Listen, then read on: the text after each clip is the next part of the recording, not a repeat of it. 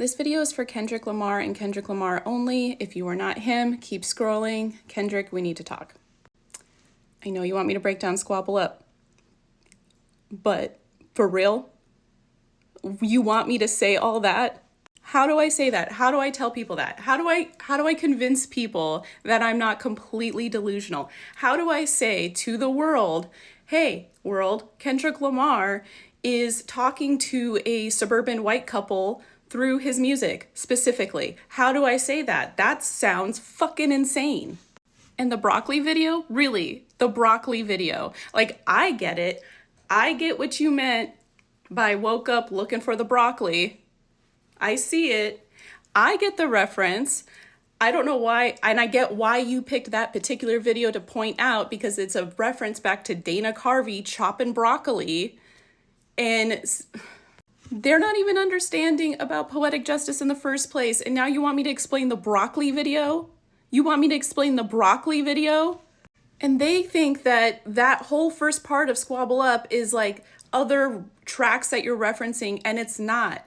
It's not. I see it. I see High Key, Keep a Horn on Me, that's Kamasi, that you have your alerts on Washington, your homies in Washington, us, we were in Washington when we decoded that video, that you're saying the IP, the ownership, the blueprint is by me, that you're saying that you're looking at your own stuff, that you're seeing your own blueprint in our work. And that when you say, Mr. Get Off, I get off at my feet, that you're referencing that you're the masturbator who masturbated on our favorite rapper, and that you're saying that you're getting off at your feet, that you're getting off at your own work and your own feet, like what you have done, your body of work, and you're seeing it, and you're seeing us see it. And then you say, you got the music, now here's your chance, you want us to decode it. And they did get the music video reference right, that is like a nod to the roots, but they didn't go look at the lyrics. They never go look at the lyrics to that song, The Next Movement. In the song, they literally say, you listeners, stop what you're doing and set it in motion. It's the next movement. You're telling the listeners to decode your music. And I know you're looking for the respect, that you got the money and the power both gyrating. You're just looking for the respect. I get it. I'm trying to help you. I want to help you. That's why I'm doing this. That's why I'm making myself look insane so that I can help you tell the whole story. Because when you say 50 deep ain't deep enough, you're not talking about 50 Cent. Come on. You're talking about they're halfway there, but they're not all the way there. I know, but they don't. And you even tell them, fall from a money tree and it grow throughout the month. What is underneath money trees? Where's the best place for shade? Under money trees. What's under money trees? Poetic justice. It fell off. It was forgotten about, but it didn't die. It fell off and it grew over time. That's what you're saying there, but I don't think they're going to get it. And if they still don't get poetic justice, they're definitely not going to get that when you say spit a loogie at the camera speeding off, yeah, it's us, you're referencing that Pac video where he spits a loogie at the camera, but you're saying that you're spitting in the face of media. So are we. It's you, it's Pac, and it's us. Because what is Pac wearing? A Red Wings jersey. And where are we from originally, or where is Anthony from originally? Detroit. So yeah, we get it. We see it, but they're not going to get it. I'm telling you, it's been how many years for you? How many years for us? I don't think they're going to get it. And Anthony already tried to tell them that he was the first person to call this beef between you and Drake a squabble. And we were the first persons to call it that. That was before you even dropped Euphoria. You saw it, you know, but they think that it's just AAVE, that it's just out of LA, and that there's no way that you could be referencing back to our video, the only videos on the internet talking about what really happened between you and Drake and the industry. We're the only ones talking about it. But I mean, quid pro quo what you want because I'm watching it.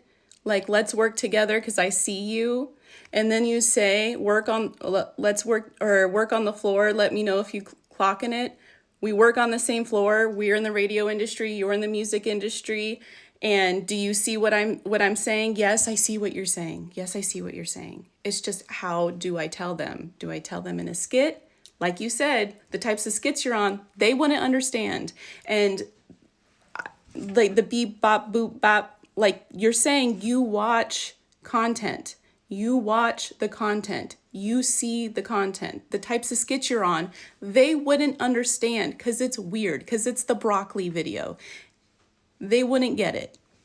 And then you go on to detail how they sat you down and they tried to give you wolf tickets. They tried to tell you some empty lies. They try to get you scared, but you realize that there's a lot of bitches in the room, that these are people that they're all talk, and you called them on it and you did it anyway. And you're going to keep going until you get your flowers because it's the whole picture.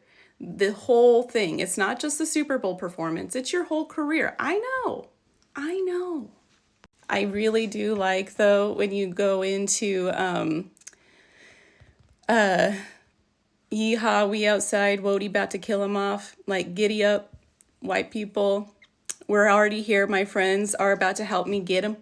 And we're going to help you. We're not going to stop until people listen. Blaps on blaps because you're with your across his face.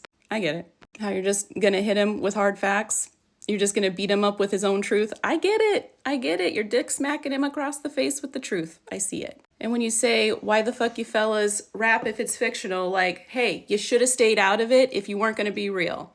Like, I don't feel sorry for you because you knew. And he doesn't feel sorry for the industry too, because why are you paying a criminal? Why did you do that? That was your choice. I don't feel sorry for you. I don't care how many mouths you think you're feeding that justify your behavior, but it's still not okay. And he's not going to stop.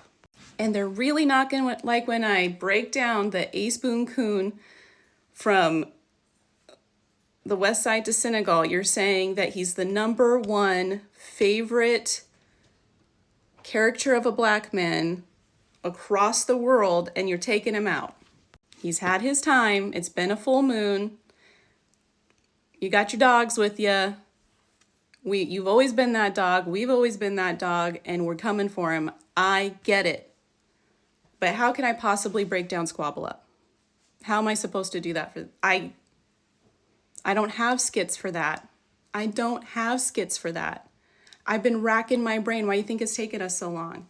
Because every time we sat down to break this down, we felt like we were slipping into psychosis. How are we supposed to explain that? I can't break down Squabble Up. You have to find another white person. Ask Drinkable Brian, because he seems to think he can be the only white person talking about rap. So maybe him and his whiteboard, because I can't possibly break down Squabble Up. I can't do it. Clearly. It's been 4 years. I can't do it. You got to find somebody else.